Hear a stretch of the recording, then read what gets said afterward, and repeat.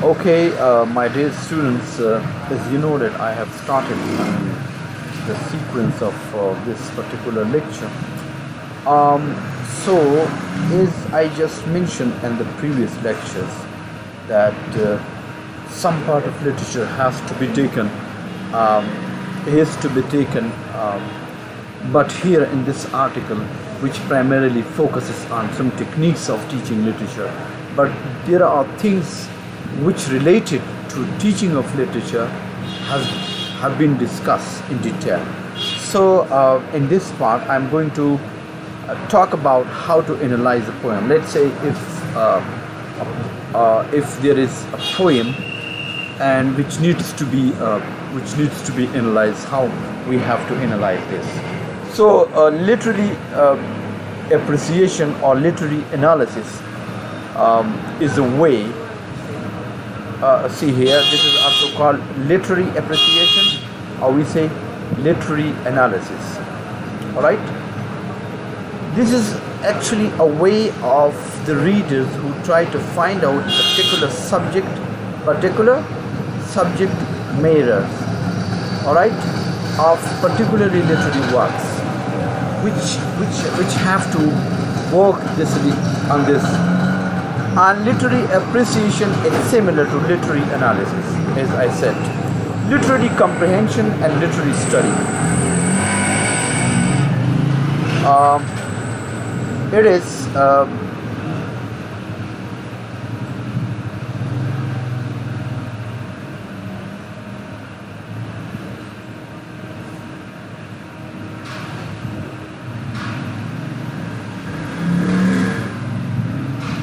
some problem here. It is important to consider by the reader that poem can be approached,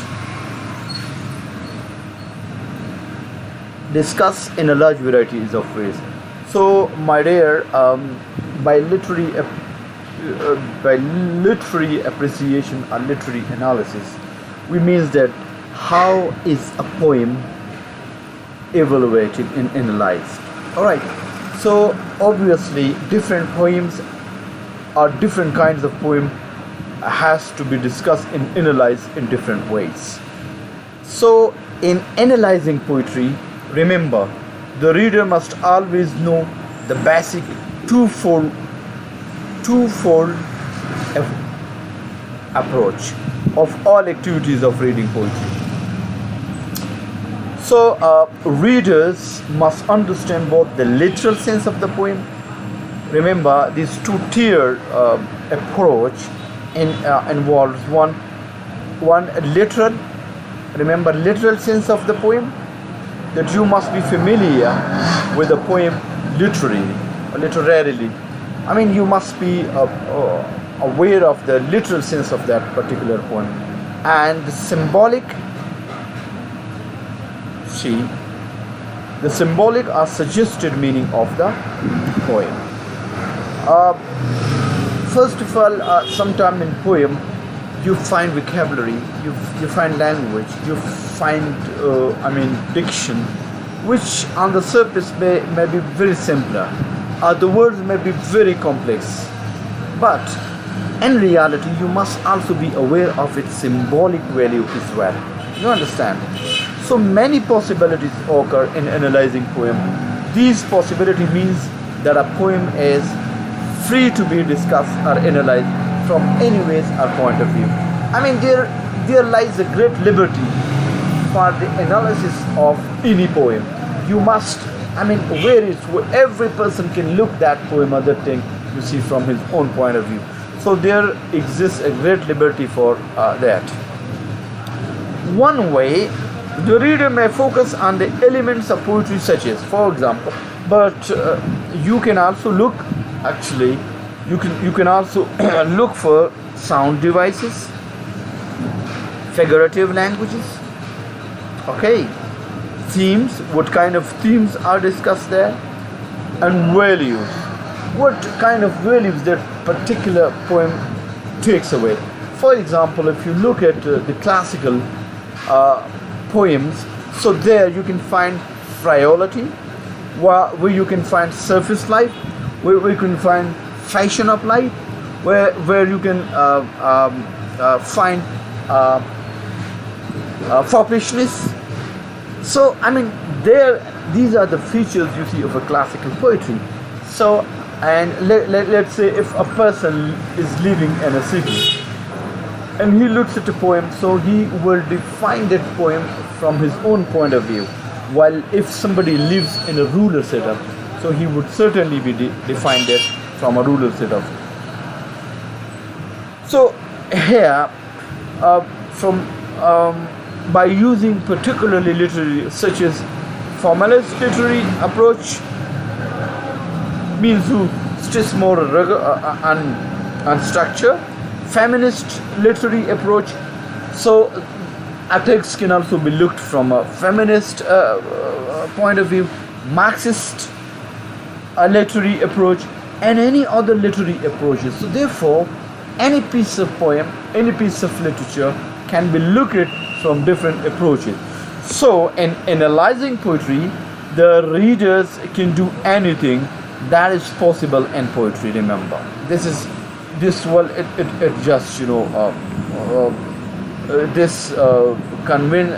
this conveys us this sense.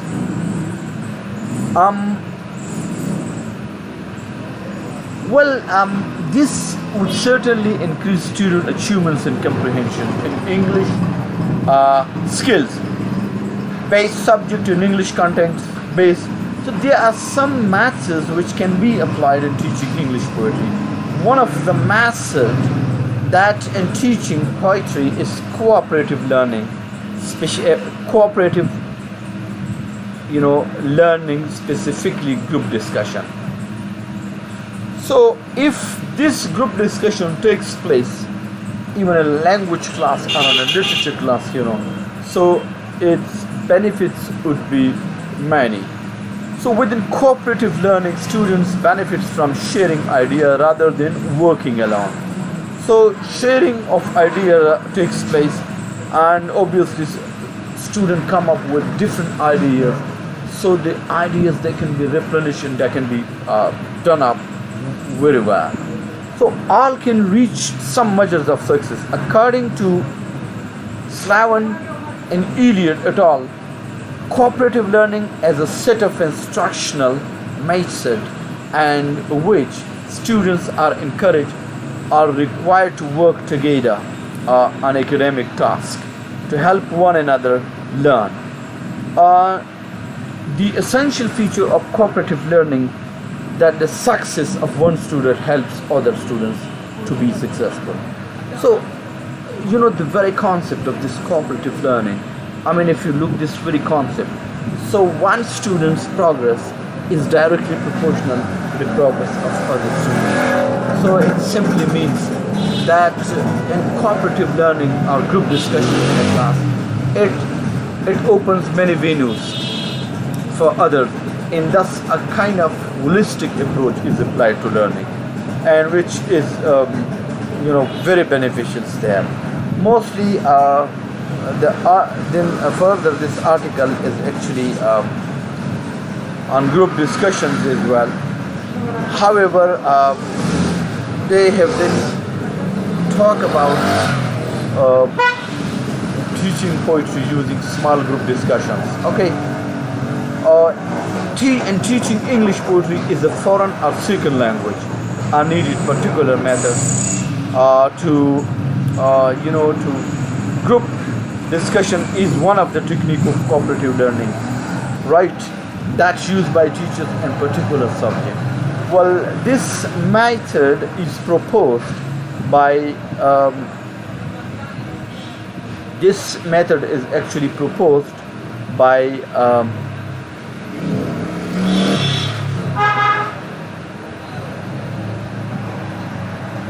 Slavin. And Slavin in Eliot et al., those people, they have worked on it. They state that in attempt to develop techniques designed to further cooperative learning, he proposed that students should work in small. Means by small, he further defines it, with a 4 members group of mixed ability. including one high achiever, two average achievers, and one low achiever.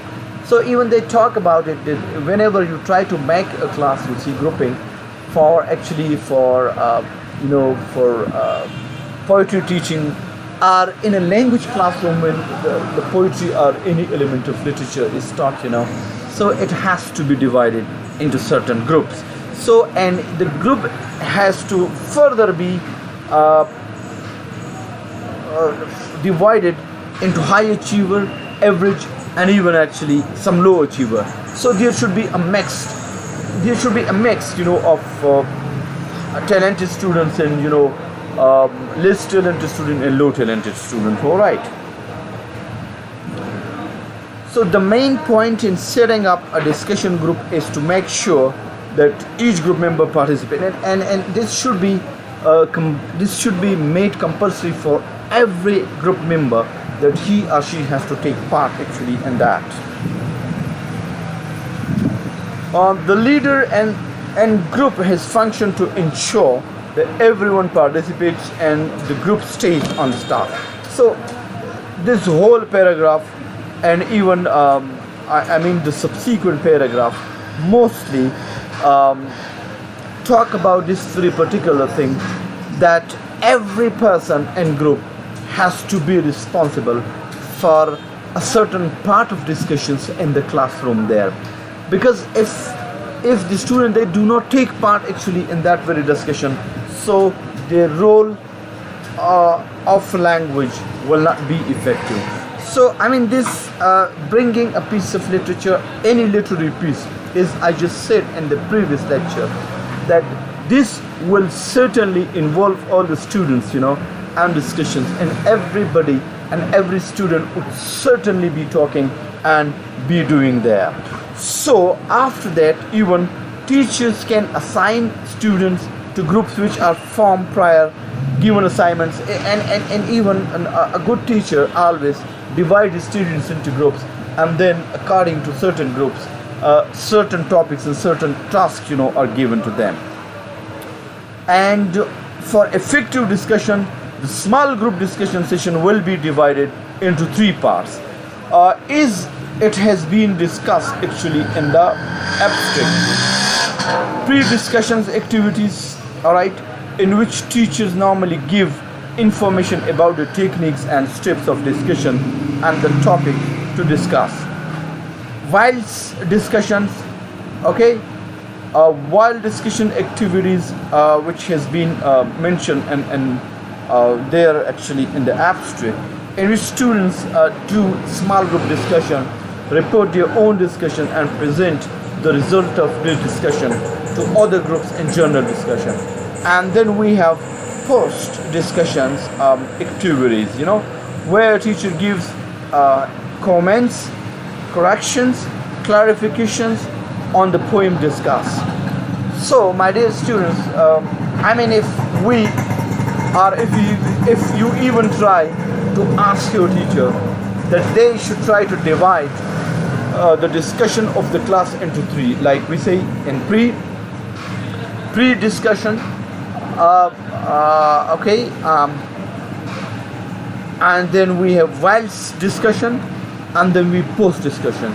So in pre-discussion, sometimes instructions and guidelines are given, and even the students can be asked about their opinions for the topic which the teacher intends to discuss with the students there. And the students come up openly, you see, to discuss that very topic there.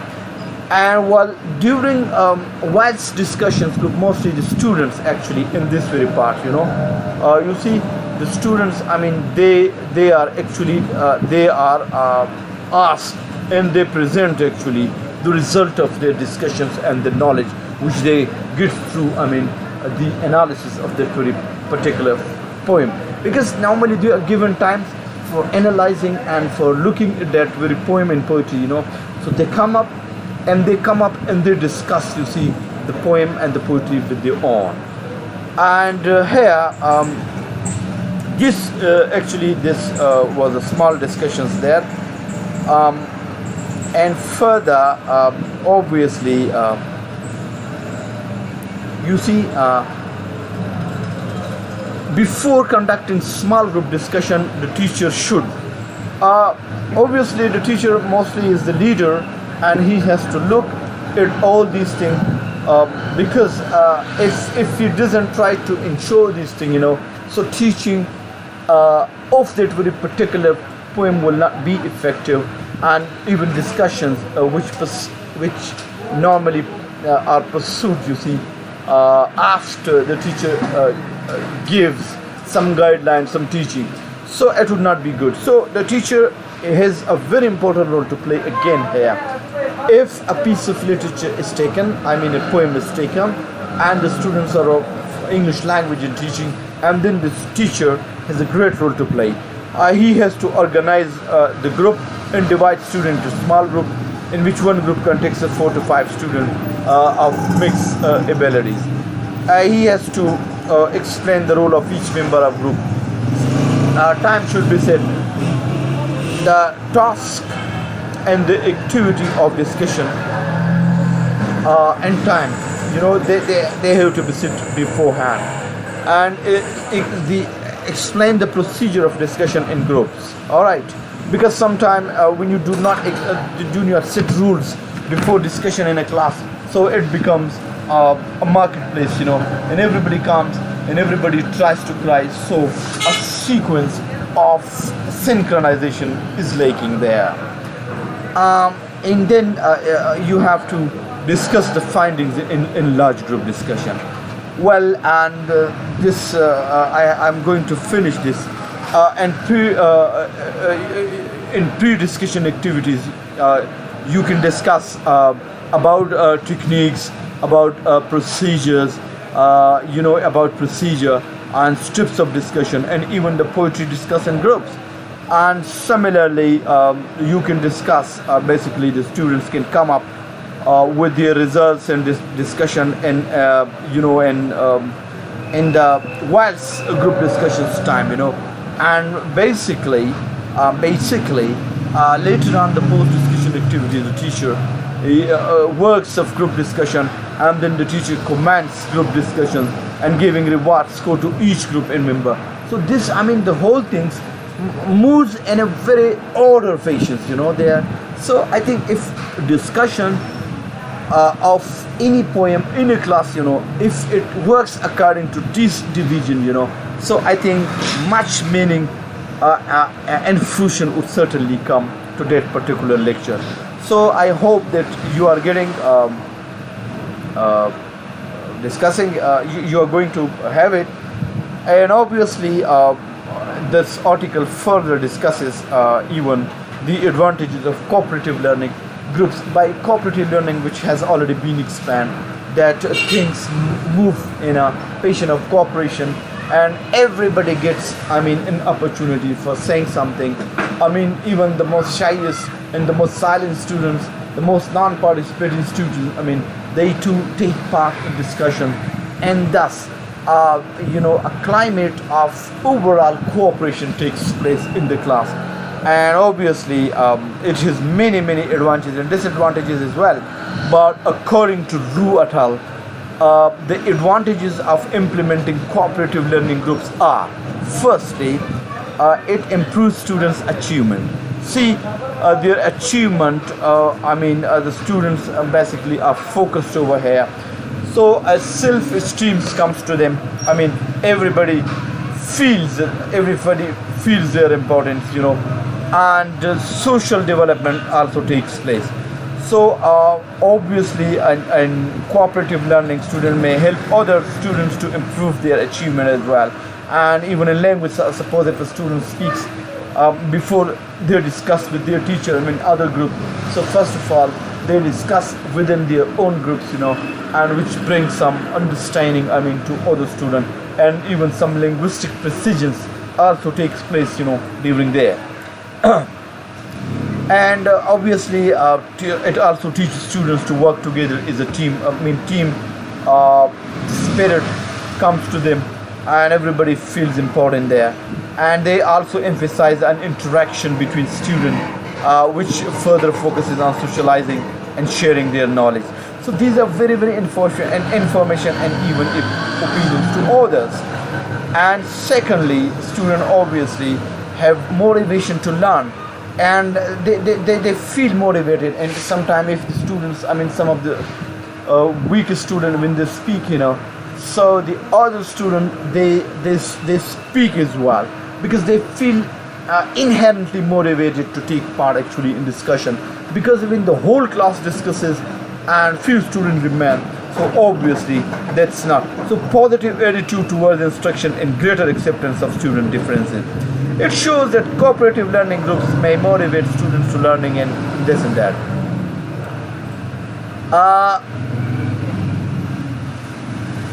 Even students can be independent learner. They can have independence in their learning as well, because they think in their own way. And this activities can mostly this activity is normally student centered. It means the students learn together in getting what they need. All right. Here, the role of teacher is only a guide. Obviously, teacher looks and he moves around in the class in order to see the performance of student, and the student they get themselves busy in discussion over there. So this activity obviously positive, though there are some disadvantages of cooperative learning groups as well. Obviously it also has some advantages, and Roos stated that cooperative learning is not always effective for particular subject. Mostly some of the subjects they are very technical, like in case of language and literature student case, for example, if you pick up phonetics and phonology, so phonetics and phonology that is highly technical. So in basically in subject like technical, you cannot conduct group discussions or cooperative learning. That after you teach, I mean that after exhaustive lecture, then you can do that. But unfortunately, so for the subject is more particular and technical, this technique cannot be applied. Even some disadvantages. The first one is applying this method need much time. It's time consuming. All right, and everybody has to get time, and sometimes in a class of 50 or 60 minutes, every student cannot. But normally, what I do, especially when I teach general English to my students, what I do there, I just try to divide my class of 50 into group 5 or 6 groups, and then and I then count, and every group they are based on permanent basis, so I count and I make CR actually of each group, and then the CR records each and everything there.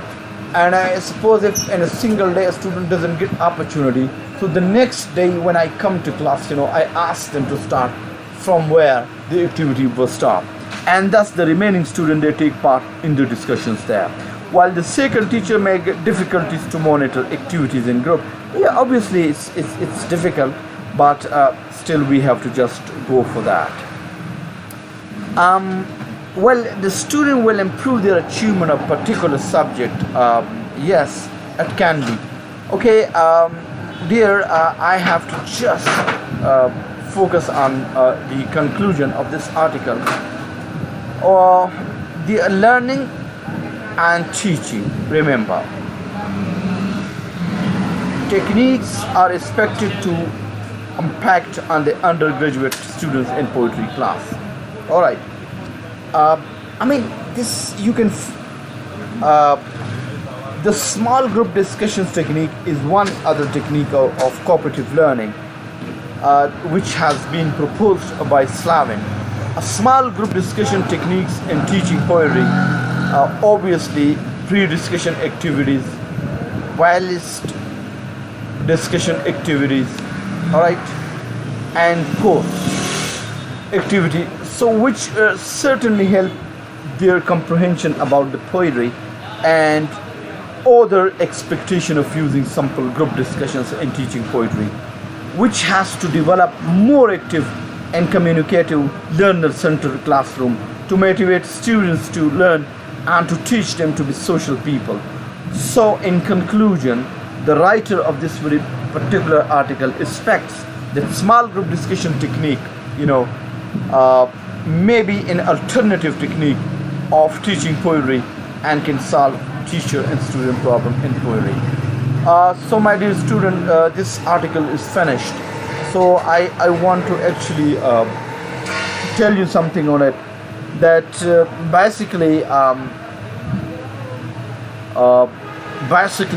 you see,